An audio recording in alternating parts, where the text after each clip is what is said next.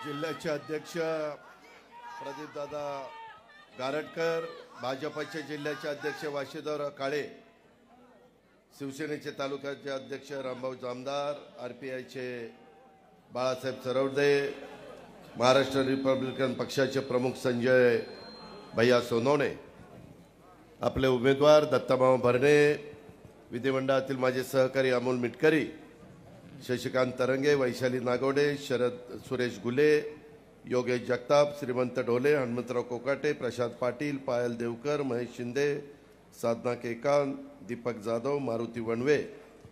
वेळ बराच झालेला आहे याची मला जाणीव आहे, कारण 2:40ला त्याला फॉर्म भरायचा आहे आणि आत्ता वाजले 2. त्याच्यामुळे मला अर्धा तासच मिळालेला आहे. मी पहिल्यांदाच सगळ्या प्रदीप तुला सांगतो, इथनं पुढं माझी सभा असली तर मी इतरांची भाषणं ऐकणार नाही. माझ्या आधी सगळ्यांची उरका. मी आल्यावर एक भाषण ऐकेल आणि माईक हातामध्ये घेईल तर मला महाराष्ट्रामध्ये सगळीकडे सभा घेता येतील. ह्याला बोलू द्या, त्याला बोलू द्या, त्याला बोलू द्या. पहिलं बोलून घ्या ना, काय बोलायचं ते बोलून घ्या. मित्रांनो, सगळीकडेच महाराष्ट्राच्या विधानसभेच्या निवडणुकीची रणधुमाळी चाललेली आहे.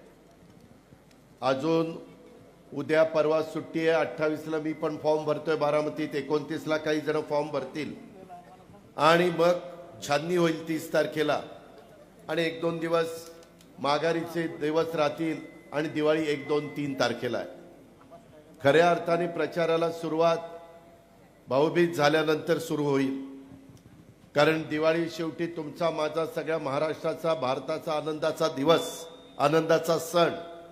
सगळेजण उत्साहाने त्याच्यामध्ये भावाचं ओवाळणी, भाऊ ओवाळणी टाकत असतो, बहीण ओवाळणी करत असते. पाडवा महत्त्वाचा असतो, 3.5 मुहूर्तापैकी एक दिवस, आणि आपला बाकीचं देखील वेगवेगळ्या प्रकारचे महत्त्वाचे लक्ष्मीपूजन असतं. ह्या सगळ्या गोष्टी असतात. आज मला मामांनी आजवरून सांगितलं की दादा फॉर्म भरायला या. यावेळेस राज्य उद्याच्या 5 वर्षाच्या करता कोणाच्या हातामध्ये द्यायचं आहे हा निर्णय शाहू फुले आंबेडकरांच्या महाराष्ट्राला घ्यायचा आहे. आणि अजूनही काही जणांचे उमेदवारी जाहीर करणं बाकी आहे. शनिवार रविवार ते सगळं काम संपेल आणि संपूर्ण चित्र स्पष्ट होईल. किती उमेदवार राहतील, काय राहतील. लोकशाहीमध्ये प्रत्येकाला फॉर्म भरण्याचा अधिकार आहे, त्याच्याबद्दल मी आत्ता काही बोलू इच्छित नाही. परंतु इथं येत असताना मला सहज 1984 सालापासून आठवण आली, कारण 84 साली खऱ्या अर्थाने मी एक तरुण कार्यकर्ता या नात्याने इंदापूर तालुक्यामध्ये आदरणीय पवारसाहेब उमेदवार होते आणि त्यांच्या विरोधामध्ये भाऊ उमेदवार होते, शंकरराव भाऊ पाटील, आणि ती निवडणूक झाली त्यावेळेस. आणि आता 2024 म्हणजे एवढा काळ, जवळपास आता 40 वर्ष झाली ना. 84 2024 हा काळ माझ्या डोळ्यासमोरनं गेलेला आहे. मी अनेक कार्यकर्त्यांना इथं ताकद देण्याचा प्रयत्न केला. अनेक जीवाभावाचे सहकारी आज माझ्या इथं हयात नाही आहेत, त्यावेळेस ते वडीलधारी होते. मग त्याच्यामध्ये गणपतराव पाटलांचा उल्लेख करता येईल, गोलपसाहेबांचा उल्लेख करता येईल, बोडकेदादांचा उल्लेख करता येईल, किती जणांचा उल्लेख करू.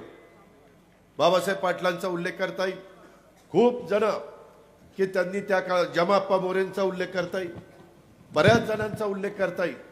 पण मी त्या सगळ्यांना सुरुवातीलाच भावपूर्ण श्रद्धांजली अर्पण करतो. आणि नवी, जुने आणि मधल्या फळीतले सगळ्यांना बरोबर घेऊन आपल्याला उद्याच्या काळामध्ये महायुतीचं सरकार आणायचं आहे. एकनाथ शिंदे, देवेंद्रजी, मी आणि बाकीचे आमचे आरपीआय आणि इतर घटक पक्ष सगळेजण मिळून सगळ्यांना आम्ही समाधानी उमेदवारीच्या बाबतीमध्ये करू शकत नाही, पण एकंदरीतच जास्तीत जास्त जागा ह्या महाराष्ट्रातनं माझ्या महायुतीकरता निवडून गेल्या पाहिजे. पुणे जिल्ह्याने तर त्याच्यामध्ये महत्त्वाची भूमिका बजावावी, कारण आज दत्तामामा बोलत असताना काय त्याने सांगितलं, 6,000 कोटी रुपयाचा निधी 5 वर्षात. 2 वर्ष वाया गेली, 1 वर्ष सरकारमध्ये नव्हतो, 1 वर्ष करोना होता. 3 वर्षात 6,000 कोटी रुपयाचा निधी दिला. कशाला म्हणतात 6,000 कोटी? माझ्याकडे लिस्ट आहे की कशा पद्धतीनं निधी दिला प्रत्येक बाबतीमध्ये. कारण मला माहिती आहे ना, ज्यावेळेस लोकप्रतिनिधी निवडून जातो आमदार, हा आपले प्रश्न सोडवण्याच्या करता, आपल्या भागाचा सर्वांगीण विकास करण्याच्या करता, आता तुमच्या समोर जे काही चित्र आहे, एकंदरीत आज मी महायुतीचे उमेदवार म्हणून दत्तामामा भरणेंच्या घड्याळाच्या चित्राच्या जवळचं बटन आपण उद्याच्या 20 तारखेला दाबावं ही विनंती करण्याच्या करता मायमाऊलींनो, बांधवांनो, मी तुमच्या सगळ्यांच्या समोर आलेलो आहे. माझी हात जोडून विनंती आहे. इथं सुरुवातीला इंदापूरचं ग्रामदैवत इंद्रेश्वराच्या चरणी नतमस्तक होतो. माझ्या इंदापूर तालुक्याचं दैवत असणाऱ्या नीरा नरसिंगपूर इथल्या लक्ष्मी नरसिंहाला देखील वंदन करतो आणि इंदापूरची जन्मभूमी असणाऱ्या कवयित्री शांता शेळके यांच्या साहित्य कार्याचं देखील मी त्या ठिकाणी स्मरण करतो, त्यांना अभिवादन करतो.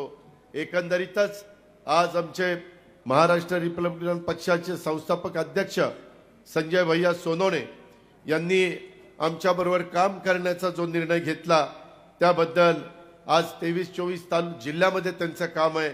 त्यांचाही निश्चितपणे फायदा महायुतीचे राष्ट्रवादीचे उमेदवार विजयी करण्याच्या करता झाल्याशिवाय राहणार नाही, अशा प्रकारचा विश्वास देखील व्यक्त करतो.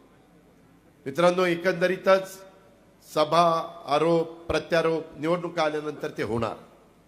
एक उमेदवार 20 वर्ष तुमचं प्रतिनिधित्व करणार आहे, एक उमेदवार 10 वर्ष प्रतिनिधित्व करणार आहे, एक उमेदवार फॉर्म राहिला तर पाटी कोरी असणार आहे आणि इतर पण उमेदवार त्या ठिकाणी असतील, तो त्यांचा अधिकार आहे. आज तुम्ही पहा, दत्तामामाची 10 वर्ष आठवा, त्याच्यात आम्हाला 5 वर्ष सरकार नव्हतं. या 5 वर्षात माझं 1 वर्ष सरकार नसताना आम्ही बाजूला होतो, 1 वर्ष करोनात गेलं.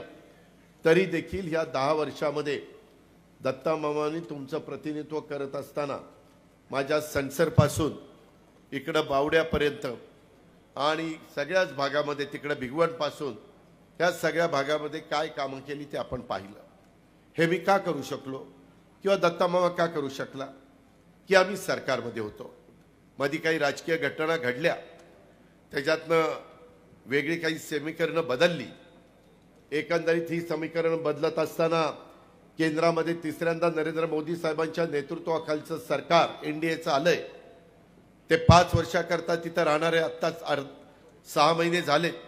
4.5 वर्ष आपली कामं करण्याच्या करता आपल्या विचाराचं सरकार असल्यानंतर तिथली कामं लवकर होतात, मदत होते. करोडो रुपयाचा निधी आपल्याला आणता येतो. वेगवेगळ्या प्रकारे वंदे भारत ट्रेन, वेगवेगळ्या प्रकारे बंदरं, वेगवेगळ्या प्रकारचे तुमचे विमानतळ ही आपल्याला करता येतात. मोठ्या प्रमाणावर निधी आपल्याला आणता येतो, मोठे मोठे कारखानदारी आणता येतात. मित्रांनो, एकंदरीतच मगाशी बऱ्याच जणांची मी भाषणं बारकाईनं ऐकत होतो. कुणी टीका करत होतं, कुणी काय करत होतं, कुणी मागे प्रश्न उपस्थित केले त्यांना उत्तरं देत होतं. भाऊंचा काळ तुम्ही आठवा, भाऊंच्या बरोबर मी देखील काम केलेलं आहे. 89ला बारामतीतनं त्यांना उमेदवारी मिळाल्यानंतर मला साहेबांनी सांगितलं की अजित संभाजीराव काकडे इथे उमेदवार आहेत, भाऊ इंदापूरचे आहेत, मला इथे लीड पाहिजे, मी महाराष्ट्राचा मुख्यमंत्री आहे. मी साहेबांना सांगितलं काळजी करू नका. भाऊंना त्यावेळेस मी बारामती तालुक्यातनं स्वतः संभाजीराव काकडे तिथले उमेदवार असताना देखील 35,000चं लीड त्या ठिकाणी दिलेलं होतं. अशा पद्धतीनं आम्ही सगळ्यांनी मनापासून काम केलेलं होतं. 91ला तुम्ही पण मला 75 का 80,000चं लीड दिलं, ते पण मी कदापि विसरू शकत नाही. आणि त्याच्यातून माझी राजकीय कारकीर्द सुरू झाली. छत्रपती कारखाना, इतर संस्था. मित्रांनो, मी कामाचा माणूस आहे. तुम्हाला सगळ्यांना माहिती आहे, महाराष्ट्राला माहिती आहे, मी स्पष्ट बोलणारा कार्यकर्ता आहे. थोडंसं कधी काही लोकांना थोडं वाईट वाटतं, परंतु संस्था टिकल्या पाहिजेत, योग्य पद्धतीनं विकास झाला पाहिजे. आणि करत असताना जातीचा, पातीचा, नात्याचा, गोत्याचा विचार होता कामा नये. समाजातल्या 18 पगड जाती 12 बडुतेदारांना पण हा माणूस आमचाही विचार करतोय, हे सरकार आमचाही विचार करतंय, अशा प्रकारचा संदेश कृतीतनं त्या ठिकाणी गेला पाहिजे. आज तुम्ही पहा, अनेक जण बारामतीची तुलना करतात. आज बारामतीची तुलना करत असताना कितीतरी ठिकाणी महाराष्ट्रामध्ये जात असताना लोक माझ्या देखत सांगतात, आम्हाला निवडून द्या, पुढच्या वेळेस आम्ही आमचा बारामती सारखा विकास करू. ठीक आहे, त्यांना ते योग्य वाटतं. आज राष्ट्रवादी काँग्रेस पक्षानं एक नेतृत्व दत्ता मामाच्या रूपाने पुढे आलं. त्याने सांगितलं त्याचे कसे टप्पे टप्पे पुढे गेले आणि तो इथपर्यंत त्या ठिकाणी पोहोचलेला आहे. एक लोकप्रिय आमदार, त्याच्यामध्ये कुणाचंही सरकार असलं तरी जास्त कुठाच्या डोळ्यावर येऊन द्यायचं नाही, आपलं आपलं गुपचूप जाऊन काम करायचं, कारण मतदारांचं काम झालं पाहिजे. म्हणूनच मगाशी स्वर्गीय गिरीश बापट साहेबांचा उल्लेख केला, आमच्या देवेंद्रजींचा उल्लेख केला. त्याही काळामध्ये त्यांनी प्रयत्न केला, सोडला नाही. जिद्द चिकाटी ही त्याने त्या ठिकाणी सोडली नाही आणि त्याच्यातून ह्या तालुक्याचा विकास करण्याचा प्रयत्न खऱ्या अर्थाने त्यांनी त्या बाबतीमध्ये केला. इंदापूरकरांच्या आशा असतील, आकांक्षा असतील, अपेक्षांची पूर्तता करण्याचा त्याचा नेहमीच प्रयत्नांची त्याने पराकाष्ठा केली. त्यांनी लोकांना न्याय मिळवून देण्याच्यासाठी कर्तव्य भावनेतनं सामाजिक बांधिलकी जपून केलेली धडपड, तो आणि त्याचे असंख्य कार्यकर्ते. माझ्या कार्यकर्त्यांनी असं लक्षात आणून देऊ नका की बाबा याला आम्ही नाही का त्यांच्याबरोबर काम करत, दादा आमचं नावच घेत नाही. तुम्हाला जिल्हा परिषद, नगरपालिका, तालुका पंचायतीची तिकीटं दिली की तुमच्या सभेला आल्यावर तुमचं नाव घेतो. आता तो आमदारकीला उभा आहे, आता त्याचं नाव घेतो. त्याच्यामुळं एकंदरीतच त्याची धडपड ही इंदापूरची जनता कधी विसरू शकणार नाही. एक कार्यक्षम, एक सुसंस्कृत, एक कर्तव्यदक्ष, एक संवेदनशील आणि एक अभ्यासू नेतृत्व म्हणून दत्ता मामांची ओळख आज इंदापूरला आहे, माझ्या जिल्ह्याला आहे, माझ्या महाराष्ट्राला आहे. आपण सगळ्यांनी, मी नेहमी सांगतो, मी मगाशी संजय सोनवणेंना पण सांगत होतो की आम्ही महायुतीमध्ये काम करतोय, परंतु शिवशाहू फुले आंबेडकरांची विचारधारा, ह्याच विचारधारेने आम्ही पुढे चाललेलो आहे. त्याच्यात कुठेही तसुभर देखील आम्ही कमी पडलो नाही. आज सरकारमध्ये काम करत असताना ज्याचे उल्लेख मामांनी आपल्या भाषणामध्ये केला, त्यांच्या नेतृत्वाखाली इंदापूर तालुक्याच्या मतदारसंघाच्या विकासाची सुरू असलेली घोडदौड पुढे अशीच चालू राहिली पाहिजे. यासाठी इंदापूर तालुका वासियांनो, इथल्या प्रत्येक मतदारांनो, इथल्या सगळ्या माझ्या कार्यकर्त्यांनो, वडीलधाऱ्यांनो, मायमाऊलींनो, तरुण तरुणींनो, तुमचा पाठिंबा, सहकार्य, बळ यापुढे देखील त्याला मिळालं पाहिजे. कारण उद्या तो निवडून आला तर मला ताकद मिळणार आहे. मला ताकद मिळाली तर मी तुम्हाला ताकद देणार आहे. मी त्याच्यातनं महाराष्ट्राचा सर्वांगीण विकास करू शकणार आहे. मी मोदी साहेबांच्याकडं, अमित शहांच्याकडं, शिवराज सिंग चौहान साहेबांच्याकडं, पियुष गोयल यांच्याकडं किंवा नितीन गडकरी यांच्याकडं, यांच्याकडे जाऊन मला माझ्या महाराष्ट्राकरता हे पाहिजे, आपणाला हे करून पाहिजे. तुम्ही म्हणाल कसं, कांदा निर्यात बंदी होती, कांदा निर्यात बंदी उठवली की नाही? आज सरकार आपल्या विचाराचं होतं म्हणूनच उठली. आज साखर कारखान्यामध्ये इन्कम टॅक्सची टांगती तलवार होती, स्वतः अमित भाईंनी तिथं गेल्यानंतर ती उठवली, नाहीतर आपले कितीतरी पैसे इन्कम टॅक्सला गेले असते. आज बँकेच्या संदर्भामध्ये अडचणी न येऊन देता 1 रुपयामध्ये पीक विमा देऊन पीक विम्याचे पैसे माझ्या शेतकऱ्यांना कसे मिळतील हा प्रयत्न आम्ही करतो की नाही? आज माझ्या दुधाचे भाव वाढावेत म्हणून परदेशामध्ये माझी दुधाची पावडर निर्यात होण्याच्या करता आज केंद्राची मदत लागते. आज इतर कोणी ती मदत करू शकत नाही.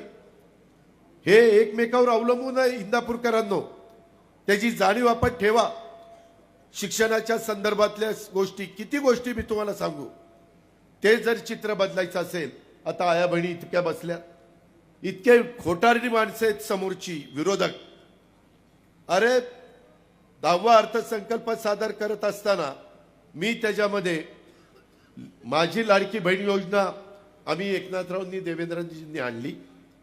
त्याच्यामध्ये 1,500 रुपये माझ्या मायमाऊलीला मिळाले पाहिजे. अहो, त्या मायमाऊलीला स्वतःच्या करता किंवा स्वतःच्या नातवंडाकरता किंवा काही घरातल्या कुणाकरता काही घ्यायचं म्हटलं तरी नवऱ्याकडे हात पसरावा लागतोय. जरा नातवंडाला काहीतरी आणायचे, दे ना 10-20 रुपये, 5-50 रुपये.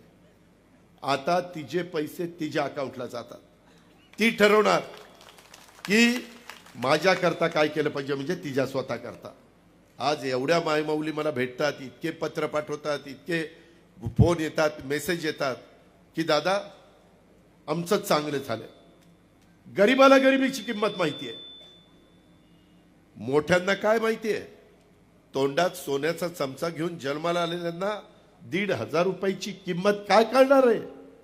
ती गरीब महिलेला कळती, कुरपणीला जाणाऱ्याला कळती, ती माझ्या धुणं भांडी करणाऱ्याला, माझ्या झाडू पोतना करणारी महिला आहे, माझी स्वयंपाक करणारी महिला आहे, तिला ती किंमत कळते. आणि खुशाल मला आत्ता कोणतरी सांगत होतो, दादा इथं भाषण करतात ती योजना बंद झाली. काय म्हणलं, ती योजनेला काय स्टे आलाय. इतक्या थापा मारतायत. ये बरं समोर कुठं स्टे आलाय दाखव मला. त्या स्टे आणणाऱ्याकडे पण बघतो आणि तुझ्याकडे पण बघतो. काय अरे भाषण करा ना, खरं सांगा ना. काय आमचं चुकलं असेल तर सांगा ना, अजित पवारचं हे चुकलं आणि त्याच्यामुळे लोकांचं नुकसान झालं. चुकलं असेल तर मान्य करीन, पण नसेल चुकलं तर कसा मान्य करीन. त्यामुळं त्याच्यामध्ये खुशाल सांगतात स्टे आला. अरे माय माऊलींना विचारा, नोव्हेंबरचे भाऊबीजेचे पैसे पण 3,000 रुपये पाठवले का नाही. टोटल 7.5 आले. पहिले 3,000 पाठवले जुलै ऑगस्टचे, ते आमच्या रक्षाबंधनाची ओवाळणी होती. नंतर सप्टेंबरला पाठवले, ते त्याच्यामध्ये माझ्या माय माऊलीला विश्वास वाटावा नाही हे बोलतात तसं करतात. हा अजितदादाचा वाद आहे आणि त्या पद्धतीनं पाठवले. त्याच्यानंतर आता भाऊबीज, मला वाटतं 3 तारखेला भाऊबीज आहे. आता आचारसंहिता लागणार होती. जर आचारसंहिता लागली असती तर माझ्या बहिणीला मला एकनाथरावांना देवेंद्रला ओवाळणी देता आली नसती. म्हणून म्हणलं हे कधी लागणार आहे, इतक्या तारखेला. त्याच्या आधी चेक जाऊ द्या, पैसे लगेच अकाउंटला. 3,000 रुपये आता आले की नाही आले, म्हणजे भाऊबीज पण दिली. माझ्या माय माऊलींनो, हे म्हणतात ही योजना बंद करायची. तुम्ही आम्हाला, दत्ता मामाला, मला, जे कोणी महायुतीचे उमेदवार ज्या ज्या भागात आहेत, काही ठिकाणी घड्याळ चिन्ह आहे, काही ठिकाणी धनुष्यबाण चिन्ह आहे, काही ठिकाणी कमळ चिन्ह आहे, ते ठिकाणी ते बटन दाबा. पुढं 5 वर्ष या योजना चालू करण्याची जबाबदारी माझी स्वतःची आहे. असा शब्द एकनाथरावांनी दिलाय, देवेंद्रांनी दिलाय, मी पण दिलाय. आम्ही शब्दाचे पक्के आहोत. नुसतं एवढं नाही, माझ्या माय माऊलींच्या बरोबर माझ्या शेतकऱ्यांची लाईट बिल 0 केलं की नाही, 0चं लाईट बिल आलं की नाही, मागचं देखील 0 केलं. मागचं बऱ्याच जणांचं 5,000, 10,000, 15,000, 20,000 होतंय. 3, 5, 7.5 0चं बिल केलं. आता इथनं पुढं आम्ही तुम्हाला दिवसा लाईट देणार आहे. आत्ताच दत्तामामा म्हणला दिवसा लाईट द्यायची आहे. त्याकरता जनाई, शिरसाई, पुरंदर, लाकडी लिंबोडी ते पण घेतलेलं आहे. आम्ही सोलरचे पॅनल टाकतोय. जवळपास 9,500 मेगावॉट वीज ही सोलरवर तयार करतोय. सूर्यप्रकाश उजाडला, वीज चालू. माझ्या शेतकऱ्याचा शेतीपंप बळीराजाचा चालू. दिवस मावळला, शेतीपंप बंद, घरी जायचं, बायका मुलांच्या मध्ये राहायचं, गप्पा मारायच्या, कसं शिक्षणाचं चाललंय, कसं काय चाललंय. आणि बिबट्याची भीती नाही, विंचुकाट्याची भीती नाही, सापाची भीती नाही. ह्या पद्धतीनं 6 महिन्यांनी तुम्हाला दिवसा वीज देणारे काम जोरात चाललेलं आहे. जोरात काम चाललंय. तोपर्यंत लाकडी लिंबोडी होतीच पूर्ण, ती झाल्यावर पण लाईट बिल नाही, फक्त पाणीपट्टी, फक्त पाणीपट्टी. त्याच्यामुळं तुम्हालाही परवडणार आहे. जे आम्हाला करता पाठीमागे आलं नाही, नवीन टेक्नॉलॉजी आली, नवीन तंत्रज्ञान विकसित झालंय, त्याचा वापर आपण केला पाहिजे. त्याच रस्त्याने आम्ही पुढे चाललेलो आहे. मित्रांनो, एकंदरीतच काम करत असताना बऱ्याच गोष्टी तुम्ही पहा. आमच्या हातामध्ये ज्या संस्था आहेत, माझ्या हातात तुम्ही पुणे जिल्हा बँक दिली. आज बँक चांगली चालली की नाही. आज सुनील इथं बसलाय, चांदेरे व्हाईस चेअरमन. परवाच कुठं लखनौला मिळालं, लखनौला नंबर 1चं बक्षीस मिळालं बँकेला. ठीक आहे, त्यांचं सगळ्यांचं अभिनंदन. दिलेल्या संस्था ह्या तळहाताच्या फोडाप्रमाणे जपायच्या असतात.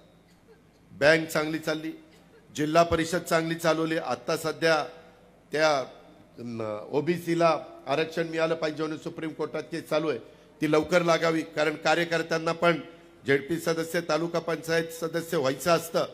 त्यांनाही वाटतं आम्ही लोकांना खासदार आमदार करायचं आणि आम्ही काय दुसऱ्या सतरंज्या उचलायच्या का, नाही का उचलायच्या.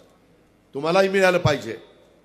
त्या ठिकाणी तुम्हाला वेगवेगळी पदाच्या करता हे एकदा इलेक्शन उद्या, त्याच्या मागच लागणार आहे. त्याही निवडणुका लवकर कशा लागतील त्या पाहणार आहे. मित्रांनो, एवढंच नाही, आपला पुणे जिल्हा दूध संघ पण चांगला चालवलाय.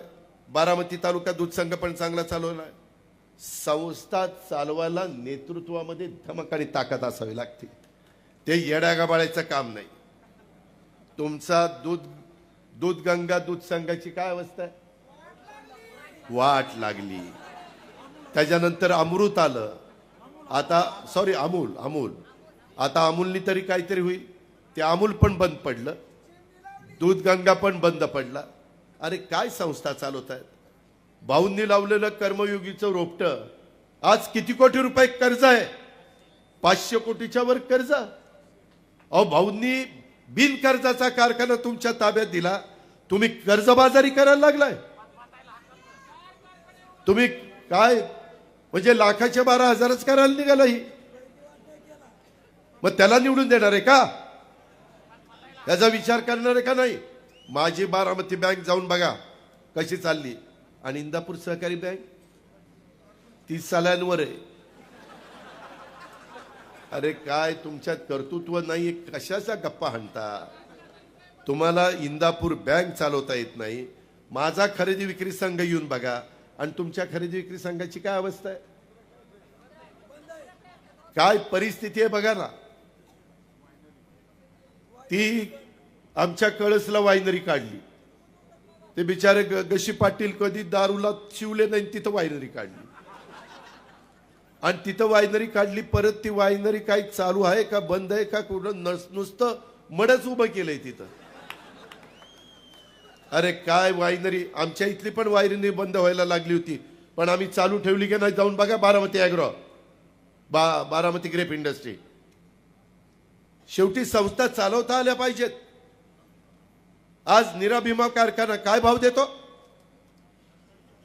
आज कर्मयोगी काय भाव देतो? आज माझ्या नेतृत्वाखाली चाललेला योगेश इथं बसलाय, माळेगाव कारखान्याचा संचालक, 3,636 रुपये भाव. ऐकूनचा नाद करायचा नाद. अरे इंदापूर करा नो, तुम्ही 700 रुपये टनाला कमी घेताय. कष्ट तेवढेच. एनसीडीसी कडनं मधी राज्य सरकारच्या मागे लागून 300 कोटी रुपये आणले. हर्षवर्धन पाटलांनी 300 कोटी रुपये आणले. काय केले?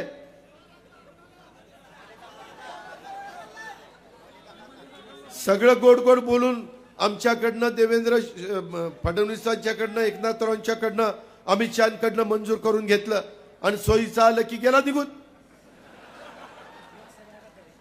आणि बोलताना काय परवा बोलला?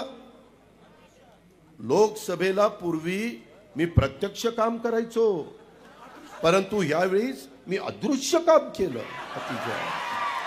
अरे अजित पवारनी असलं तर कधी आयुष्यात केलं नाही. जो कोणी उभा करेल त्याचं इमाने इतबारेच काम केलं. मॅच फिक्सिंग प्रकारच नाही, नाहीतर समोरच विरोध चाल. ही जी काही पद्धत आहे ना, तुमच्यावर कसा विश्वास ठेवायचा? तुम्ही एकीकडे आम्हाला घरी खानदानाला नेलं, जेवायला घातलं, वाळलं आणि अदृश्य प्रचार केला.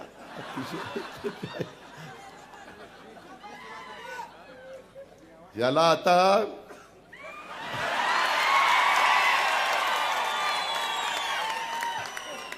टांगा घोडा कसा असतो, घोडा याच्यामध्ये हे थांबारे. ही लोक कुणाचीच नाही. ही उगवत्या सूर्याला नमस्कार करणारी. मी तुम्हाला आता सांगतो, मगाशी कोणीतरी विषय काढला. देवेंद्र फडणवीस ते स्वतः आणि मी सागर मंगल्यावर बसलो. देवेंद्रनी सांगितलं की आता तुम्ही सगळ्यांनी काम करा, आपल्याला मोदी साहेबांना तिसऱ्यांदा पंतप्रधान करायचंय, एक एक जागा महत्वाची. ते म्हणले आमदारकीचं काय? ते म्हणले, मी म्हणलं आमदारकीच्या संदर्भामध्ये मी काही बोलत नाही. मग ते म्हणले देवेंद्र जे निर्णय घेतील तो मान्य.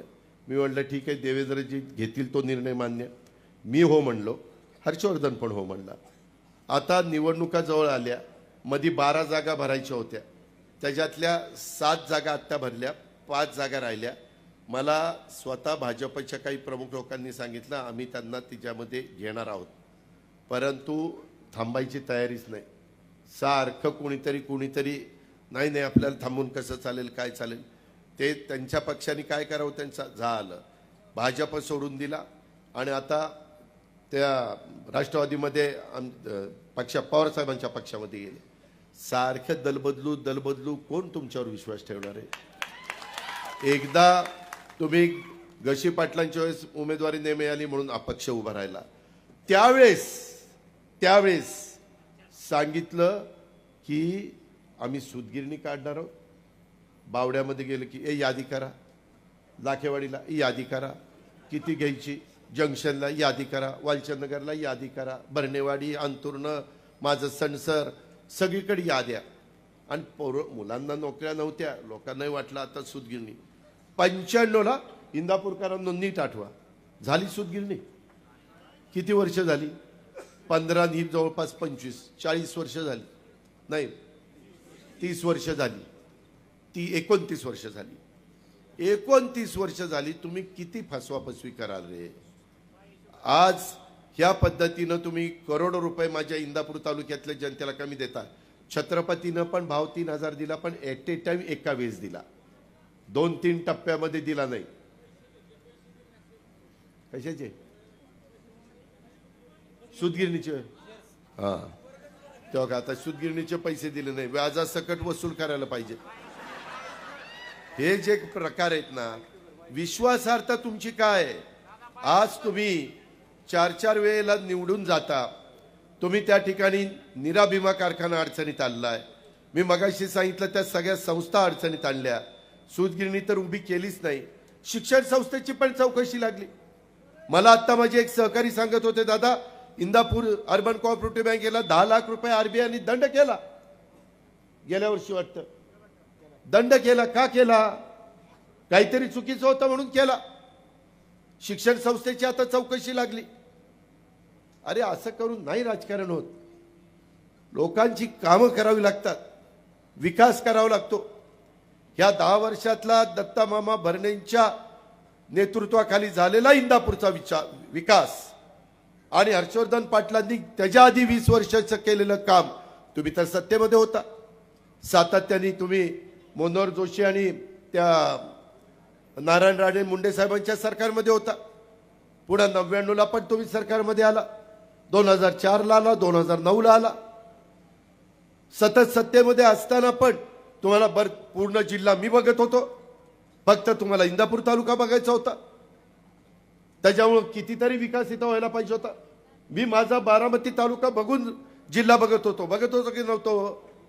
मी माझ्या इंदापूर तालुक्यातल्या कार्यकर्त्यांना ह्या ना त्या प्रकारे कुठं ना कुठं जिल्हा परिषदेचं अध्यक्षपद, सभापतीपद, महाराष्ट्र राज्य साखर कारखाना संघाचं चेअरमन पद, अशा वेगवेगळ्या सहकाराचं एक कुठलं तरी पद दिलं होतं. लोकलेखा, काही का होईना पद देण्याचा प्रयत्न केला ना. त्याच्यामध्ये वेगवेगळ्या संस्था काढत असताना त्यांच्या अडचणी दूर करण्याचा प्रयत्न केला ना. आता मामांनी उल्लेख केला, बंद कॅनॉल बोगदा करतोय. त्या बोगदा झाल्यावर 3 TMC पाण्याची बचत होणार. माझं टेलला पार तरंगवाडीच्या तलावामध्ये पाणी मला टाकता येणार ना. या सगळ्या गोष्टी आपल्या आहेत ना, ह्याचा विचार करा ना. आज बाकीच्या संदर्भामध्ये ही सगळी कामं करत असताना माझी तुम्हाला सगळ्यांना सांगणं आहे, एकंदरीतच माझ्या इंदापूर तालुक्यामध्ये एवढा मोठा माझा उजनीचा त्याला धरण आहे. मला दत्ता मामाने सांगितलं, दादा 1 कोटी रुपये मत्स्य बिया करता तुम्ही त्या ठिकाणी मत्स्य बीज, गेल्या वर्षी 1 कोटी रुपये मागितले, दिले की नाही? गेल्या वर्षी 1 कोटी दिले, यंदा 2 कोटी मागितले. 2-2 कोटीची बीज तिथे टाकतोय की माझ्या मासेमारी करणाऱ्यांचा धंदा चालावा म्हणून. याचा आधी कुणी विचार केला? दत्तानी लक्षात आणून दिल्यानंतर लगेच मी निर्णय घेतला. त्याच्यामध्ये महामंडळाच्या खंडकरी भोगवटा वर्ग 2 जमिनी 1 मध्ये रूपांतर केलं की नाही? कधी कुणी केलं? का नाही केलं? पूर्वीच्या नेतृत्वाने का गप्प बसले? त्याच्यामध्ये वेगवेगळ्या पद्धतीचे, आता तुम्हाला माहिती नाही, ते आर्यन पंप्स म्हणून प्रशांत सुतारचा कारखाना आहे इथं आपल्या एमआयडीसीत. अहो, अत्याधुनिक अग्निशमन यंत्र जे परदेशामध्ये आता जात आहे, जगातल्या बहुतेक देशामध्ये त्यांची यंत्र जात आहेत. अत्याधुनिक ड्रेनेज सक्षम व्हेकल ते तयार करतायत, छोट्या आकाराच्या अग्निशमक यंत्र तयार करतायत. लोकांच्या मध्ये कर्तृत्व आहे, त्यांना संधी दिली पाहिजे. उद्याच्या काळामध्ये आपली एमआयडीसी भरण्याच्या करता आणखीन काही कारखानदारांशी बोलून तिथं कारखाने कसे येतील आणि माझ्या इंदापूरच्या तरुण तरुणींना रोजगार त्याच्यातनं कसा निर्माण होईल हा प्रयत्न आम्ही त्या ठिकाणी करतोय. दुधाला दर कमी होते, सगळे म्हणायचे दादा 28 रुपयाला काही परवडत नाही. ऑक्टोबरच्या आत सप्टेंबर 30 पर्यंत 5 रुपये वाढवून दिले सरकारच्या तिजोरीतनं, आणि ऑक्टोबरला पुन्हा 7 रुपये, म्हणजे आता 28 आणि 7 35 रुपये माझ्या शेतकऱ्याला मिळतात की नाही. आज एवढं दूध आपल्या इंदापूरमधनं जातं की नाही, हा फायदा शेवटी झाला ना. हे त्यांनी का नाही केलं, त्यांनी बंद पाडल्या. अरे आता ते कर्मयोगी लवकर नाही दिला ताब्यात तर वाटोळच आहे बघा त्याचं म्हणजे कर्मयोगी कारखान्याचं. त्याच्या तिथं पण आता आपल्याला लक्ष घालावं लागेल. त्याच्यामध्ये इंदापूर शहरात वीरश्री मालोजी राजे भोसले ऐतिहासिक गडीचं संवर्धन आणि हजरत शांशावली बागबा दर्गा विकास आराखडा कधी कुणाच्या मनात आलं का नाही? 20 वर्ष यांच्या मनात आलं. ह्याच्या मनात आल्यानंतर माझ्या मागे लागून 38 कोटी रुपये मंजूर करून घेतले ना दत्ता मामांनी, दिले ना पैसे. आज पर्यटन पण वाढलं पाहिजे ना.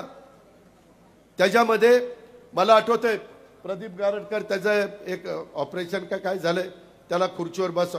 आम्ही त्याला खुर्चीवर बसवत नाही, परंतु आता तब्येतीनेच सांगितलं तू खुर्चीवरच बस, ते खाली बसता येत नाही. त्याच्यामध्ये त्याला विचारा, तो मला म्हणला की दादा तुम्ही फक्त बारामतीचा कसा विचार करता, आम्ही पण इंदापूरची जनता मनापासून तुम्हाला साथ देतो, आमची पण मुलं मुली शिकावीत. त्याने इथली कुठली तरी जागा द्यायचं. किती एकर जागा होती रे, किती एकर जागा होती ती इथली द्यायला विपीला?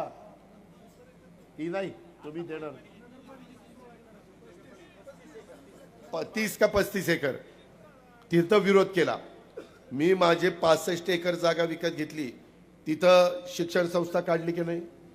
आज मुलं मुली शिकली नाही? इंग्लिश मीडियम नाही, कॉलेज आहे की नाही, आपलं पॉलिटेक्निक आहे की नाही, हॉस्टेल आहे की नाही? केलं पाहिजे. उलट बरं झालं त्यांनी विरोध केला त्यावेळेस, ते झालं तरी तिथं. आणि ती पण जागा आपल्याला शिल्लक राहिली आपल्या शहराच्या विकासाच्या करता.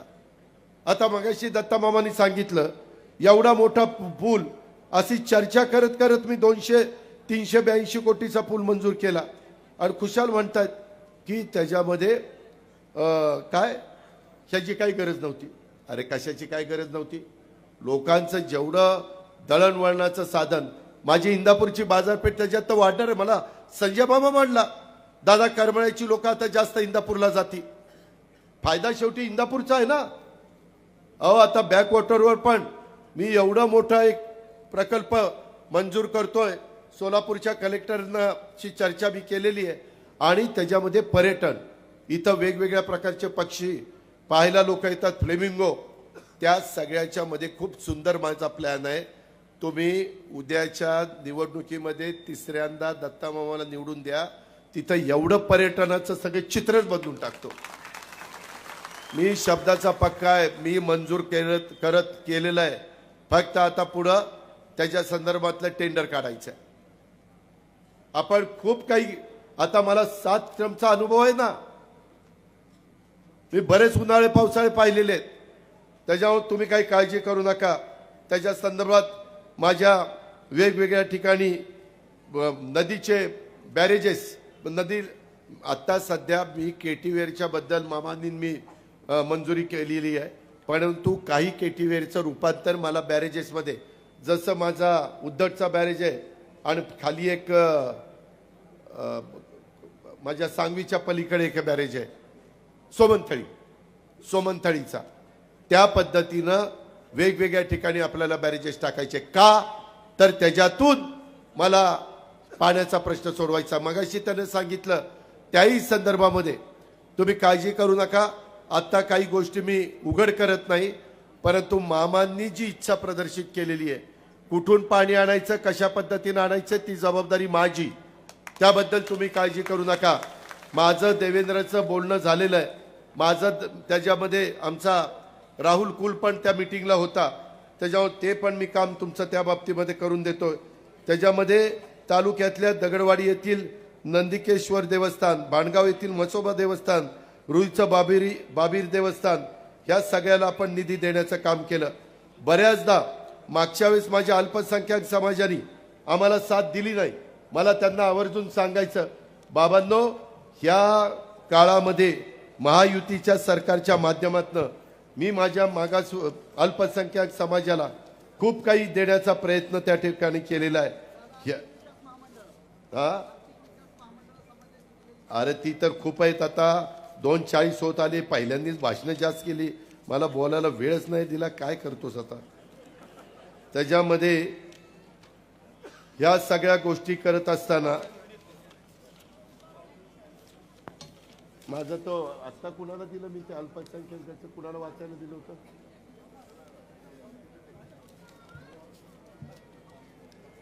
हा अल्पसंख्याकाच्या बद्दल जसं मी टार्टी काढलं, बार्टी काढलं, सारथी काढलं, महाज्योती काढलं, अमृत काढलं, त्याच धर्तीवर अल्पसंख्याक संशोधन प्रशिक्षण संस्था त्याच्यामध्ये मार्टी काढलं। का तर माझ्या मुस्लिम समाजाच्या मुलामुलींना फायदा व्हावा। छत्रपती संभाजीनगरमध्ये अल्पसंख्याक आयुक्तालय आणि जिल्हा स्तरावर अल्पसंख्याक कक्ष त्या ठिकाणी स्थापन केलं। मौलाना आझाद अल्पसंख्याक आर्थिक विकास महामंडळाला शासनाकडून देण्यात येणाऱ्या हमीची मर्यादा 30 कोटीवरून 30 कोटी 500 कोटी रुपयापर्यंत वाढवली आणि महामंडळाचं भागभांडवल 1000 कोटी रुपये केलं। शैक्षणिक कर्जाची मर्यादा त्या पण माझ्या मुलामुलींच्या करता 5 लाखावरून 20 लाखापर्यंत नेली। परदेशामध्ये माझ्या अल्पसंख्याक मुलामुलींना जायचं असेल, इतरांच्या करता व्यवस्था केलीच, परंतु त्यांच्या करता ती शिष्यवृत्ती वाढवून त्यांना त्याच्यामध्ये मोठ्या प्रमाणावर वाढ केली, कारण ती मुलं मुली पण शिकली पाहिजेत। आता परदेशात शिक्षणाची संधी मिळावी, गुणवत्तेला वाव मिळावा म्हणून अल्पसंख्याक समुदायातील 75 विद्यार्थ्यांना प्रतिवर्षी 40 लाख रुपये प्रत्येकी शिष्यवृत्ती देण्याचा निर्णय आम्ही त्या ठिकाणी घेतला। 15 जिल्ह्यामध्ये अल्पसंख्याक समाजातील महिलांचे नवीन 2800 बचत गट स्थापन करण्याच्या करता आम्ही जाचकाठी होत्या। महिला यायच्या, दादा ही अटी बंद करा, त्या अटी मी बंद करून टाकल्या। डॉक्टर झाकीर हुसेन मदरसा आधुनिकीकरण योजनेत प्रतिवर्षी 2 लाख रुपये देता येत होते, ते आता प्रतिवर्षी 10 लाख केलेले आहेत। मदरशांना शिक्षणामध्ये 6000 रुपये मिळत होते, त्यांना 16000 रुपये महिना पगार केला आणि काहींना 8000 रुपये मिळत होते, त्यांना आता 18000 रुपये त्या ठिकाणी मंजूर केले। अशा पद्धतीनं बऱ्याचशा ठिकाणी मदरशांना सोलर प्रणालीद्वारे वीज पुरवठा करण्याचा निर्णय त्या ठिकाणी घेतला। आणि मगाशी मामा जे म्हणत होता अल्पसंख्याक समाजाला मी निधी देतो, प्रथम अर्थसंकल्पामध्ये 700 कोटी रुपयाची तरतूद केली आणि आता 300 कोटीची 1000 कोटीची तरतूद केली। काँग्रेसवाले देखील देत नव्हते। माझ्या मुस्लिम बांधवांनो, माय माऊलींनो, लक्षात घ्या, माझ्या लाडकी बहीण योजनेचा फायदा माझ्या मुस्लिम समाजातल्या पण महिलांना झालाय की नाही? सगळ्या समाजाला झाला, मी भेदभाव केला नाही। ह्या पद्धतीने तुमचं सरकार आहे, ते सरकार आपल्याला परत आणायचंय। ह्या बाकीच्यांच्या भूलथापांना बळी पडू नका। आज आम्ही अतिशय चांगल्या पद्धतीनं उद्याच्या काळामध्ये महाराष्ट्राचा सर्वांगीण विकास करणार आहे। हे खोटं बोलतात की महाराष्ट्रातले उद्योग गुजरातमध्ये गेले, अजिबात गेले नाही। मी सिद्ध करून देतो, आज देखील तुमचा माझा महाराष्ट्र देशात पहिल्या क्रमांकावर एफडीए मध्ये गुंतवणुकीमध्ये आहे। मग कसा पहिला क्रमांक आहे? काही बोलायचं, खोटं बोलायचं, रेटून बोलायचं। मागा असंच म्हणले संविधान बदलणार, अरे कोण संविधान बदलतंय? उलट प्रत्येक ठिकाणी आता संविधान भवन बांधतोय, संविधानाचा आदर करतोय, सगळ्या दुनियाला सांगतोय जोपर्यंत चंद्र आणि सूर्य आहे तोपर्यंत कुणी मायेचा लाल डॉक्टर बाबासाहेब आंबेडकरांचं संविधान बदलू शकत नाही। आणि तुम्ही आमच्याबद्दल खोटं सांगताय, नरेटिव्ह सेट करताय। माझ्या माय माऊली मोठ्या प्रमाणावर आमच्या पाठीशी उभ्या राहिल्यात, तर त्यांना सांगताय तुमची लाडकी बहीण योजना बंद केली, स्टे आला। कुठला स्टे आला? दाखव स्टे आला ना, दाखव स्टे।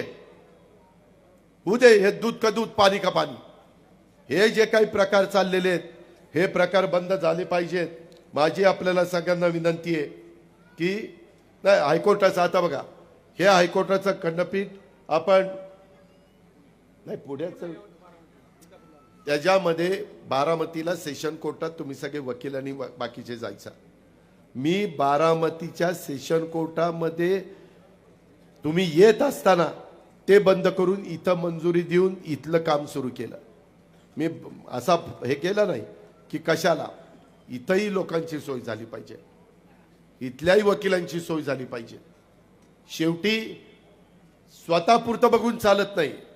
आज आपल्याला राज्याला पुढे न्यायचं आहे, त्यावेळेस इंदापूर तालुका देखील सर्व बाबतीत अग्रेसर राहिला पाहिजे, ही आमच्या सारख्याची भूमिका आहे.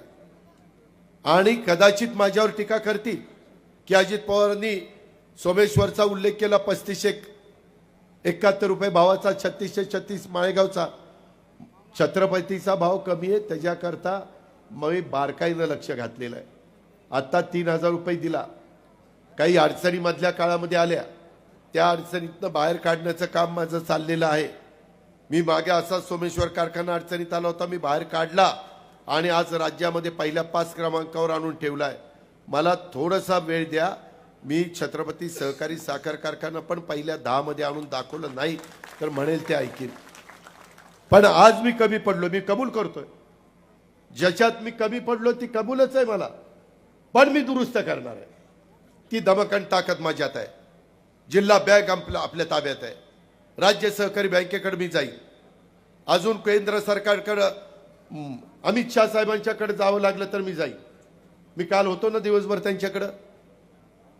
अमित शहाकडे मी गेल्यावर काम होईल का, ही बाबा गेल्यावर काम होईल? अमित शाह साहेब आता याला दारात तरी उभं करतील का? ही जायचंच धाडस करणार नाही. अमित शहानी पण त्याला मनापासून साथ दिली, पण असं नाही ना, असा दागा फटका करता का म्हणे. हे लोकांनी ओळखलं पाहिजे. आणि माझी तुम्हाला विनंती आहे, दत्तानी माफी मागितली आहे. काम करताना मी पण 5 वर्षात बारामतीमध्ये कुठं काही कमी पडलो असेल, चुकलो असेल. शेवटी माणूस आहे, जो काम करतो तो चुकतो, जो कामच करत नाही तो बिनचुकच असतो. साला कामच करत नाही कसा चुकल. त्यामुळं त्या काही भांड्याला भांडं लागतं. कुठंतरी काहीतरी झालं असेल तर ते गोष्ट मनामध्ये ठेवू नका. तुम्ही माझ्याकडे बघा, महायुती सरकारकडे बघा, आपल्या भाजप शिवसेनेच्या सगळ्या कार्यकर्त्यांना, संजय सोनवणे, RPI सगळे कार्यकर्त्यांना बरोबर घ्या, सगळ्यांना संधी द्या. इथं आता आलो तर आपल्या मित्र पक्षालाच बसायला जागा नाही. ही आपली सगळी जागा अडवतात. अरे आपली परंपरा काय आहे, मराठी संस्कृती काय आहे. आपण आल्यानंतर आपल्या पाहुण्या रावळ्यांना जागा देतो. पुढच्या वेळेस त्याच्यात हनुमान दुरुस्ती झाली पाहिजे. कुठे गेला? दुरुस्ती झाली पाहिजे. आणि मी आल्यावर भाषण नको करू, माझ्या आधी काय बोलायचं ती बोल. होय तुझ्याशी बोलणार आहे. जाताना गाडीत बसताना तुला मिठी मारणार बसणार. थांब जरा. या पद्धतीनं मित्रांनो आपली कामं चाललेली आहेत. मला वेळ कमी, आता जायला पाहिजे कारण त्याचा 3च्या आत फॉर्म भरायचा आहे. परंतु राहिलेलं मी शेवटच्या सभेत सांगेन. पण काही करा, खोट्या नाट्या प्रचाराला बळी पडू नका. रात्री 12ला जरी माझी गरज लागली तर मी तुमच्या पाठीशी आहे, हा शब्द देतो. आणि दत्ता मामाला प्रचंड मताने विजयी करा आणि माझ्या बरोबर महाराष्ट्राच्या विधानसभेमध्ये पाठवा. धन्यवाद ही सागराची नम्रतेची कळकळीची विनंती करून थांबतो. जय हिंद, जय महाराष्ट्र. धन्यवाद.